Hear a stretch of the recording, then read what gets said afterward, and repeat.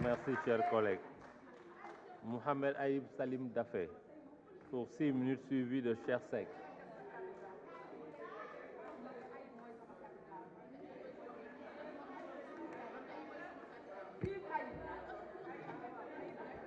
Merci, Président.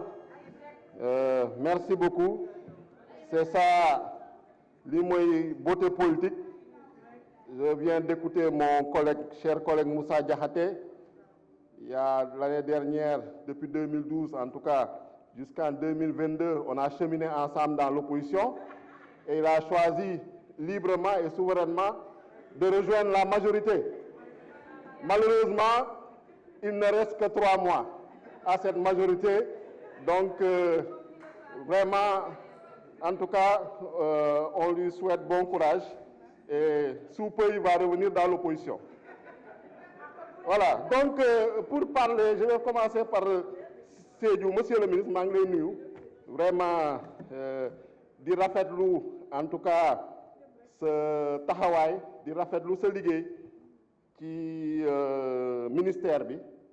Ak nu mu nekkee ak ñun Assemblée nationale, vraiment de très bons rapports avec tous les députés, du respect, de la rigueur et l'assiduité, la ponctualité. Vraiment, c'est des qualités d'un ministre. Et bon, c'est vrai que ce n'est pas valable pour tous les ministres. Hier, on a entendu un ministre ici, en tout cas prétoire, juré comme un charretier, mais vous n'êtes pas quand même de ce calibre-là. Donc, nous voulons féliciter, de l'encourager avec ses collaborateurs, avec monsieur le ministre des Finances également, nous avons bolé. L'homme bëgg wax commencer ci Sédhiou. Au niveau de Sédhiou, secteur du travail, on a le problème, bon, yaakaar naa ni wax nañ ci commission, l'inspection régionale du travail, le chantier boo xam ne bëgg nañ quand même mu jeex. Il y a eu des difficultés, wax nañ ko daaw, ñëwaat nañ ko waxaat ren, pour vraiment terminer ce chantier-là, donc pour mettre en tout cas les travailleurs de ce secteur-là, en tout cas au niveau régional, dans de bonnes conditions. On a besoin également d'une caisse de sécurité sociale à Sédhiou, parce que 2008, on est région depuis 2008, 15 ans après, on va toujours à Kolda. On a besoin également d'IPRES, agence IPRES au niveau de la région de Sédhiou, pour permettre aux allocataires, aux retraités, quand même, nous soulager un peu. Leneen loo xam ne également lu am solo la au niveau de la région de Sédhiou, c'est le respect du code du travail, parce que dañuy gis ay entreprises BTP yu bëri dañ fay installer surtout temps yi avec les chantiers de route, on voit des entreprises chinoises ak yooyu qui ne respectent pas le code du travail, donc di fay nit ñi sans bulletin de salaire ak yooyu.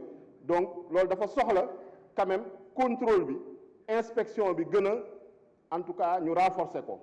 Mais on voit que le nombre d'inspecteurs du travail, 57 inspecteurs du travail, 60 contrôleurs du travail, de néo.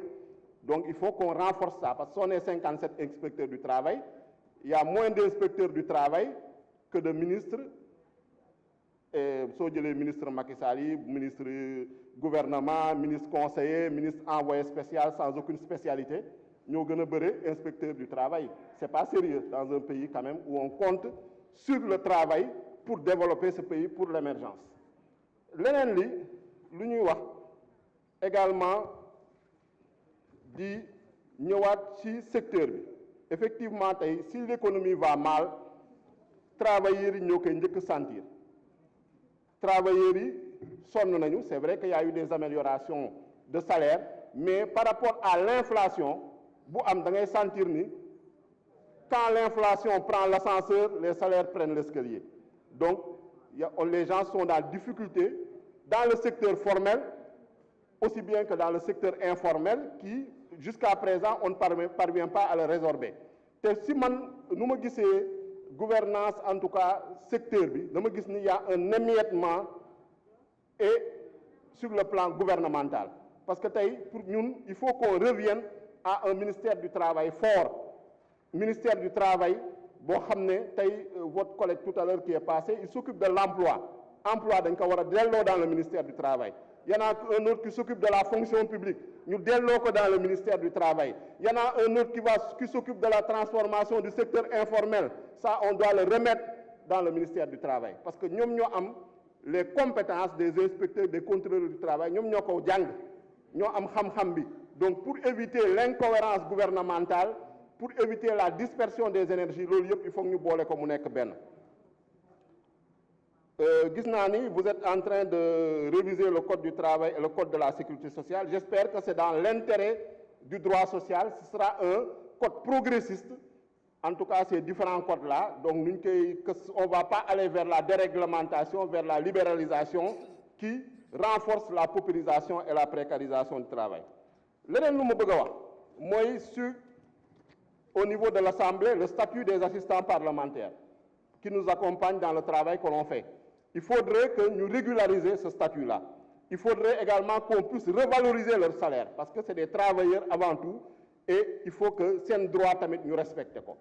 Donc voilà autant de considérations que vous avez. Malheureusement, le temps qui vous reste, les 3 mois, vous ne pourrez pas le faire. L'opposition qui va arriver au pouvoir le 25 février 2024, Inch'Allah, avec le président Ousmane Sonko, va mener à bien ces réformes-là parce qu'Amadouba, malheureusement, ne passera même pas le premier tour. Merci, chers collègues. La parole est à notre collègue Cheikh Seck.